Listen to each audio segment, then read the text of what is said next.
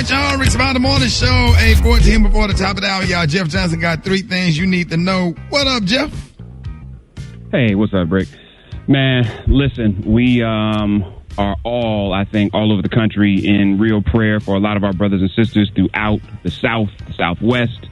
Rick, I know Dallas is crazy right now with the number of people that are without power, without water. And while, you know, some of us that are in states that get bad weather on a regular basis, hear some of these things.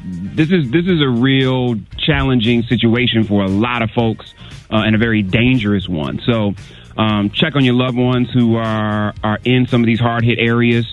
They may need to hear from you, may need to know that they are okay. And, let's continue to support those that are trying to reestablish power. The infrastructure in the Southwest, in particular, just wasn't prepared for this kind of cold and freezing. And so not only is the grid down, power out, cell phones aren't working. So a lot of us are going to get hit with weather this week. So just, again, try to position yourself in spaces that you can to be as safe as you can, and reach out to folks that you know are in hit areas, because we just don't know to what degree people are having to deal with this weather. The second thing, Rick, is I'm so appreciative of those who have been calling out elected officials for what they do and don't do. I thought it was very interesting that people talked about there should have been, they should have called witnesses in this second impeachment trial. And the reality is, why did you need to? I mean, there was enough evidence there, and I think that was the whole point, that you had enough video evidence, you had enough indicators, you had enough comments made, that this really wasn't about right. What the hell the witness was going to add. Right. It was about, are you standing on principle, or are you a punk? Are you afraid? Do you not care? And history has got to tell the story that way, because this was not about, I am not a huge rah fan for the Democrats, and everything they do I think is right. But the jurors that laid that case out laid it out in an incredibly principled way, citing all of the things that needed to be cited. And this is just a frank act of politics over principle, or cowardice over courage. And we just need to call it what it is. It had not a damn thing to do with calling no witnesses. There's a story that I got to talk about, Rick, before I get out of here, and it's a sad one in a lot of ways, but a joyous one in others. And that is, you all, America's oldest juvenile lifer was released in Philadelphia after 68 years in prison. Joe Ligon was 15 years old. 15 years old when he received life sentence in Philly for an involvement in a series of robberies and assault that left 2 people dead.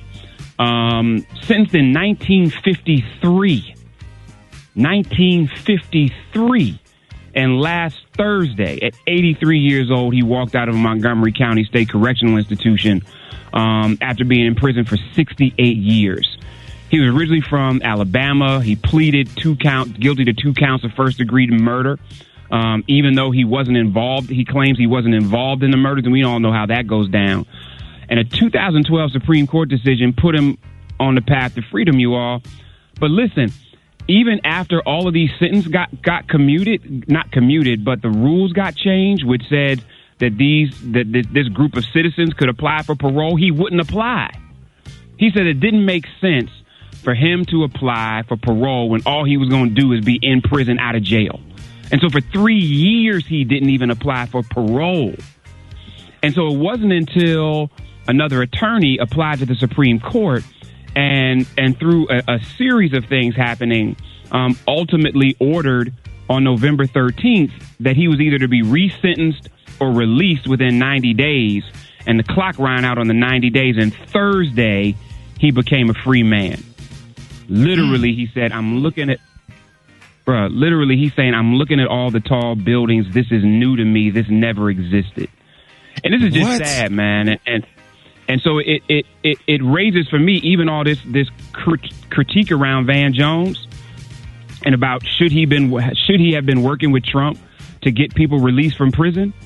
And my thing is, I don't care, Republican, Democrat, who you are. If we can get our brothers and sisters out behind that wall and them bars, I don't care who it is involved in making it happen. What happened to this man is criminal in and of itself.